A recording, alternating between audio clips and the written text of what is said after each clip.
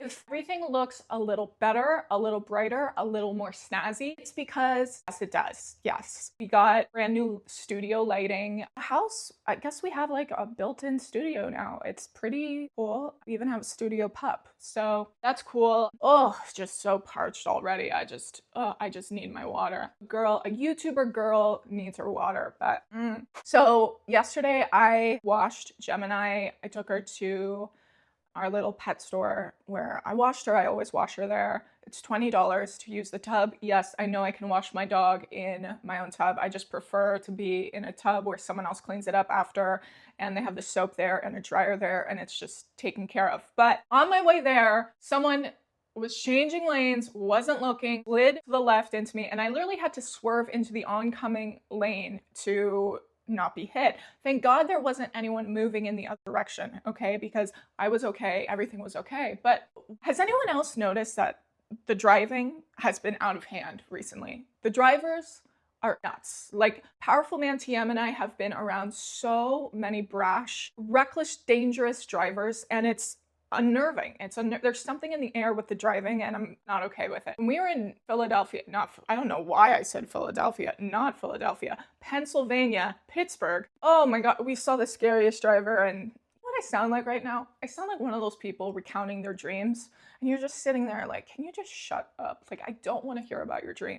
That is my biggest pet peeve. I don't want to hear about your dream ever. No one ever wants to hear about someone's dream. It's the most boring topic. It's not real. It's a dream because it's a dream. It didn't happen. It's not based in reality. A lot of time, according to psychologists, is based on a random series of different things. So no one cares. Yes, it probably is based on your past and personal history and psychological personal experiences, but for the most part, it's pretty random. And I don't care. I don't want to hear about your dream. So that's just a little side rant. So in order to get ready for this podcast, I started playing 4 Minutes by Madonna and Justin Timberlake. And that was on the Get Smart soundtrack. Now, 4 Minutes is the song I play on my phone when I just need to get something done. I put on 4 Minutes by Madonna and Justin Timberlake and I crank it out. And I was playing that song this morning and then other pop songs started playing. And I realized I have seen a lot of great pop artists in concert, okay? So then after that, Telephone by Lady Gaga and Beyonce started playing. I've seen Lady Gaga in concert. I've seen Pink in concert twice. I've seen Taylor Swift in concert 3 times. I went to the Eras tour, shout out. I'm going to see Gracie Abrams sometime this year. Speaking of pop music, Taylor and Travis's wedding. To my knowledge, it took place yesterday at Madison Square Garden. She had a vintage designer dress. That's all I know. I have not seen any photos. I don't think anything has been leaked. Maybe something has. Maybe if I really dig into the internet, I could find something, but I don't understand the Madison Square Garden thing yet. What I do know about Taylor Swift is she thinks through everything. She is a woman thinking about narrative, stories, and branding, marketing, business. She's a businesswoman and she also cares deeply about the important people in her life. She's very sentimental and the meaning behind things, she needs there to be meaning behind things, which I relate to. Like, if she's going to crochet a message into a pillow, it's going to be some deep Shakespearean message that means something to her for some obscure reason. And maybe others aren't going to understand it, but to her, it's really going to mean something. There's always a reason behind everything Taylor Swift does, okay?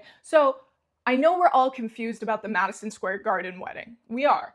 But let's wait and find out why. Maybe there's 1,000 people invited to this wedding. Okay, she is Taylor Swift. He is Travis Kelce, okay? Maybe the whole football team, all the managers, all the admin, all the coaches, maybe they're all invited. We don't know, okay? So let's stop passing judgment on this Madison Square Garden thing.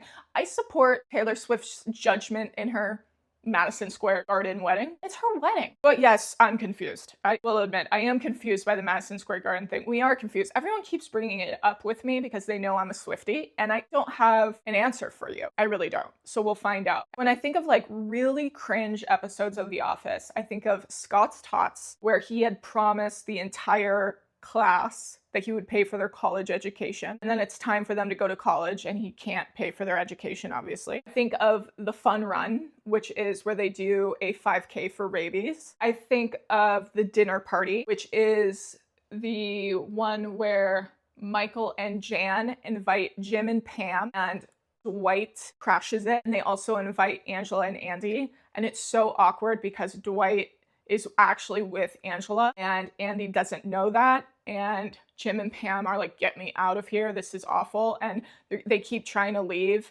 And the dinner's taking forever to cook. And haven't we all been there? Haven't we all been at a dinner party where you just want to leave and the dinner's taking forever? And what makes The Office work is a couple things that mostly have to do with the character of Michael Scott. Despite the fact Michael is so cringe, he is so emotionally vulnerable. He just wants to be liked. He really deeply cares what you think of him. And we see that over and over and over in so many episodes, whether it be his relationship with Jan, where he's desperately trying for her to show him more affection, or whether it be seeking validation from Jim, or his friendship with Dwight. He is super vulnerable despite his cringy unlikability.